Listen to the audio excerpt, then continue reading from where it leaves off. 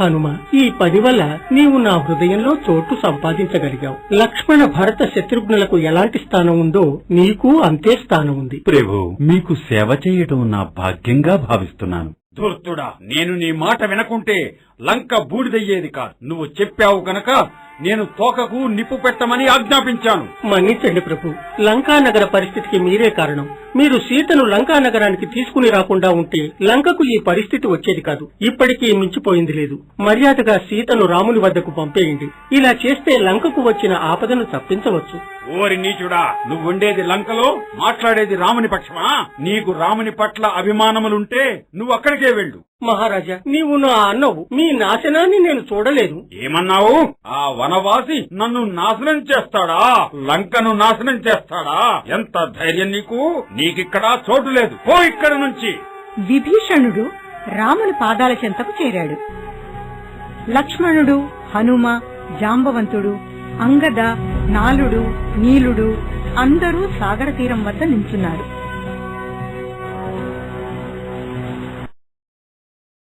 నేను విభీషణుణ్ణి, రావణాసురుడి తమ్ముణ్ణి. మీరే నాకు ఆశ్రయం ఇవ్వాలి. రాముడు ఓ రాయిపై కూర్చుని దారి ఇవ్వాల్సిందిగా సముద్రుణ్ణి ప్రార్థించసాగాడు. అప్పుడు సముద్రుడు ప్రత్యక్షమైనాడు. మన్నించు రామచంద్ర, నాకు కొన్ని నియమ నిబంధనలున్నాయి. వాటిని నేను పాటించక తప్పదు.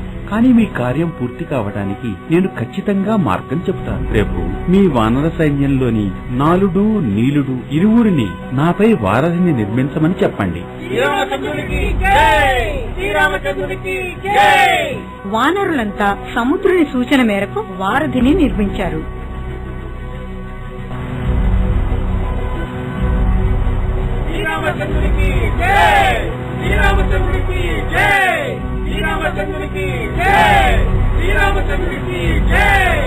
నేను రావణునికి మరో అవకాశం ఇవ్వాలనుకుంటున్నాను. మన వైపు నుండి ఒక దూత రావణునితో సంధి మాట్లాడ వెళ్లాలని నేను అనుకుంటున్నాను. నా లెక్క ప్రకారం సంధి మాట్లాడడానికి అంగదుడు సరైనవాడు. ఎందుకంటే అతని తండ్రి వాలి రావణుడి మిత్రుడు. రాక్షసరాజా, నేను నీ మిత్రుడి వాలి కుమారుడను అంగదుడను. నేను మీకు రాముని వద్ద నుంచి వార్తను తీసుకువచ్చాను. ఏ వార్త తీసుకొచ్చావు? శ్రీరాముడు యుద్ధంలో లక్షల మంది ప్రాణాలు తీయడానికి ఇష్టపడ్డం లేదు. అందువలన మీరు సీతాదేవిని రాముని వద్దకు మర్యాదగా తిరిగి పంపేయండి. అది జరగని పని. ఆ వనవాసి నా శక్తిని చూసి భయపడ్డాడు. రామునితో చెప్పు, అతనికి సీతపై ఆశని విడిచి పారిపోమ్మని చెప్పు. లేకుంటే నా చేతిలో చస్తాడు.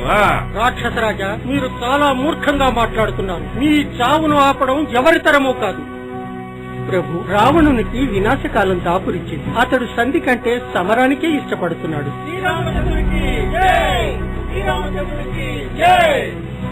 మరుదినమే రాక్షస వానర సైన్యాలకు మధ్య భీకర పోరు జరిగింది. రాక్షస సైన్యానికి మేఘనాథుడు, వానర సైన్యానికి లక్ష్మణుడు సైన్యాధ్యక్షత వహించారు. రెండు వైపులా వీరులు అరివీర భయంకరంగా యుద్ధం చేయసాగారు. అప్పుడు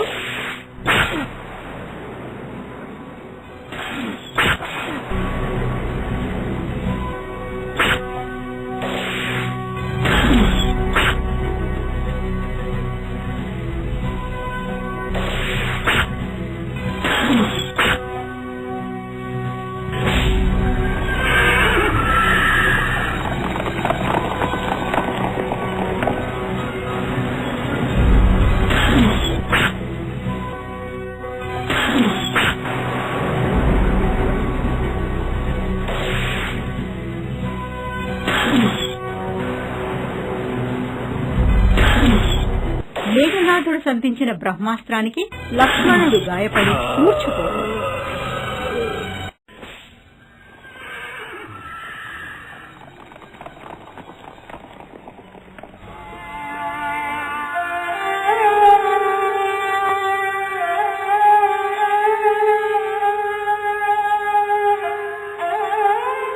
హిమాలయ పర్వతాలలో మానస సరోవరం మధ్యలో ద్రోణాచల పర్వతంలో సంజీవి మూలిక దొరుకుతుంది. దానిని రేపు తెల్లవారుజాముకంతా తీసుకుని వస్తే లక్ష్మణుని బ్రతికించవచ్చు. మీరేమీ భయపడకండి. సంజీవి మూలికను నేను తీసుకుని వస్తాను.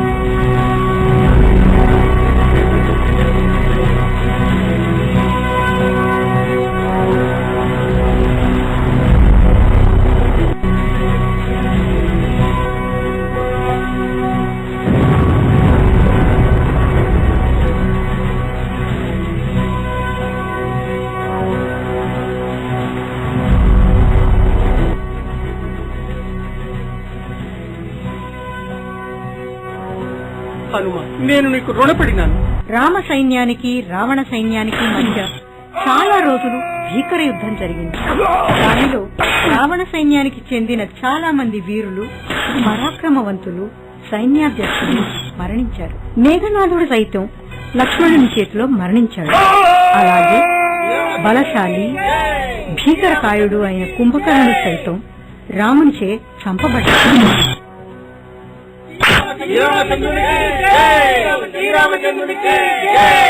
అసుర రాజా, మీరెందుకు చాలా దుఃఖంగా ఉన్నారు? అహిరావణ, ఇప్పుడు లంకా రాజ్యం చాలా క్లిష్ట పరిస్థితుల్లో ఉంది. ఏ మేఘనాథుడు కుంభకర్ణుని చూసి దేవతలు భయపడ్డారో వారిని ఇద్దరు సామాన్యులు యుద్ధంలో చంపేశారు.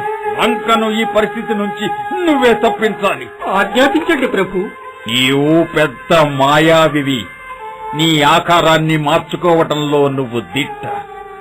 నువ్వు సూక్ష్మ రూపాన్ని ధరించి రామ లక్ష్మణుల గుడారానికి వెళ్లి నీ మాయాజాలంతో వారిని బంధించు. వారిద్దరూ అక్కడ లేకుంటే వానరులు తమ ధైర్యాన్ని కోల్పోతారు. అప్పుడు నేను వారిని సులభంగా ఎదుర్కొని చంపివేస్తాను. తర్వాత నీవు పాతాళంలో దేవీ పూజకు రామలక్ష్మణులను బలివ్వు. ఈ విధంగా రాక్షసులను పెద్ద ఆపద నుంచి కట్టెక్కించు. రాక్షసరాజా, మీరనుకున్నట్లు రామలక్ష్మణులను బంధించడం అంత సులువేమీ కాదు. ఎవరి ముందు మేఘనాథుడు కుంభకర్ణుడు సైతం వీరులే నిలవలేకపోయారో వారిని బంధించడం నిప్పుతో చెలగాటం వంటిది. కానీ మీ యాజ్ఞను శిరసావహిస్తాను. నాకు ఆ శక్తి ఉంది. నేను రామలక్ష్మణుల గుడారానికి వెళ్లి నా మాయాజాలంతో వారిని బంధిస్తాను. దానితో మీ విజయ ద్వారాలు తెరుచుకుంటాయి. హనుమ, రామలక్ష్మణులు వారి గుడారంలో లేరు. కానీ వారు బయటికి వెళ్లడం నేను చూడలేదే.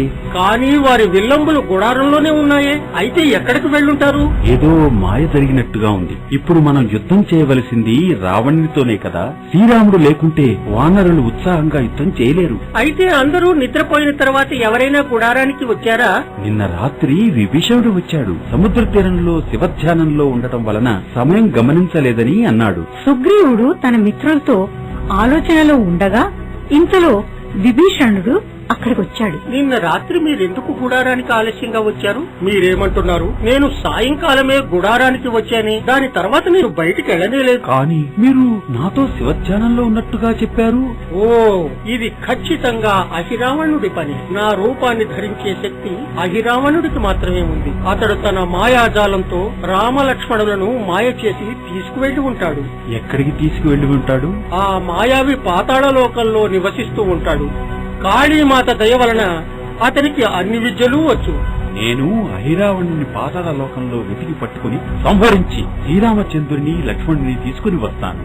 హనుమ తన గదాయుధంతో నెలను బలంగా కొట్టాడు. దెబ్బకు భూమి రెండుగా చీలింది. హనుమ ఆ మార్గం ద్వారా పాతాళలోకంలోకి బయలుదేరాడు.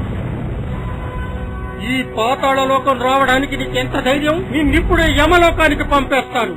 నా దారికి అడ్డు తప్పుకో వానరమా.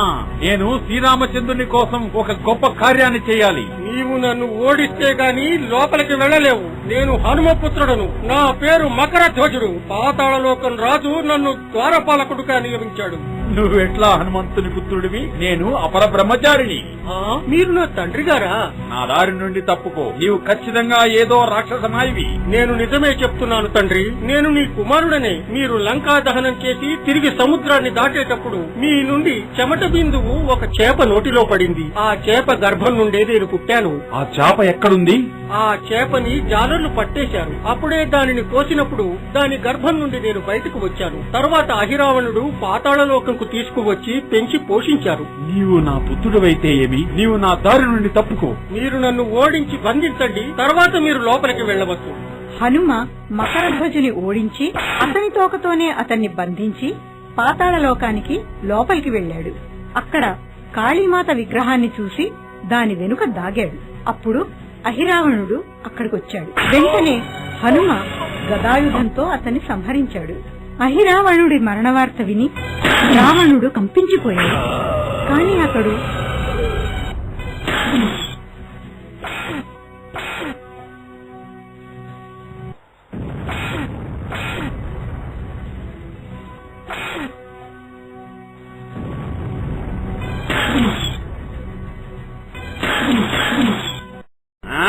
ఓ వానరమా, నేను నిన్ను విడువను. నీ కారణంగా నేను చాలా నష్టపోయాను.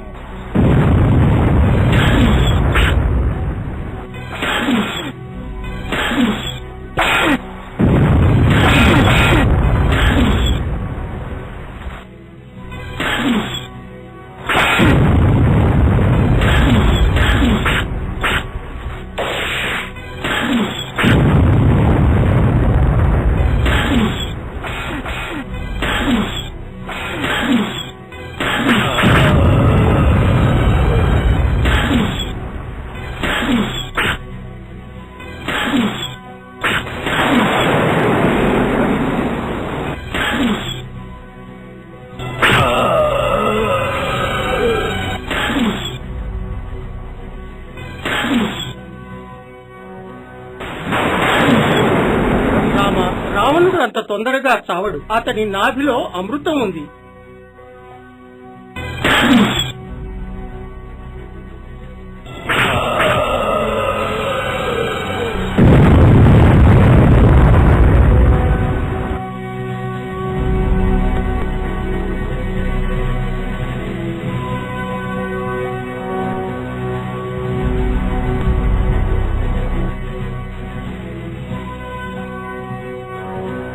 శ్రీకృష్ణదేవరాయను సభలోకి ప్రవేశించి తన ఇంద్రజాల మహిమలను చూపించసాగాడు.